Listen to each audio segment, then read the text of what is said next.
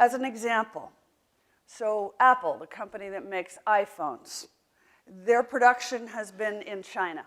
They've now announced they're moving to the United States. But interestingly, at the end of December, you may not have noticed that Foxconn, which is the largest Chinese employer, in fact, the Chinese assembler of Apple products like iPads, iPhones, but they also assemble for Dell and other computer companies.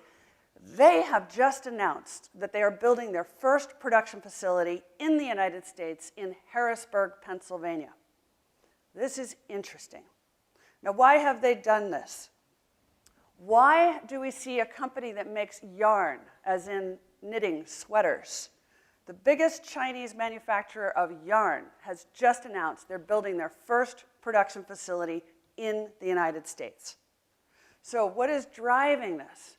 It is partly that the costs in emerging markets are rising to such an extent that the wage differential has narrowed. And let's face it, in the indebted countries, everybody is tightening their belt, rationalizing their behavior, and willing to work much harder at a lower price. So the restoration of competitiveness in the industrialized world is also being matched by the loss of that competitiveness in the emerging markets. That's part of the story.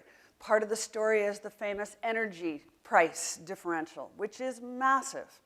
And the US and parts of Europe are able to provide energy in a way that most emerging markets can't. That's part of the story. Part of the story is a high oil price, which means the transportation costs are too great. The time it takes to move product from A to B is too expensive if your margin is being crushed by debt on one side and inflation pressing up on the other side. So in order to diminish these pressures, we start to see what most people call onshoring or reshoring. I'm not so sure these are great words. I think it's more best shoring. In other words, everybody's going to the best location for what it is they need to do. And that usually means being closer to your customers and being able to have a higher quality control for those customers. So I am not saying that business is no longer moving into the emerging markets, because it is. And I'm not saying that the emerging market businesses are leaving the emerging markets and going to the industrialized West. What they're doing is globalizing, which is a great thing.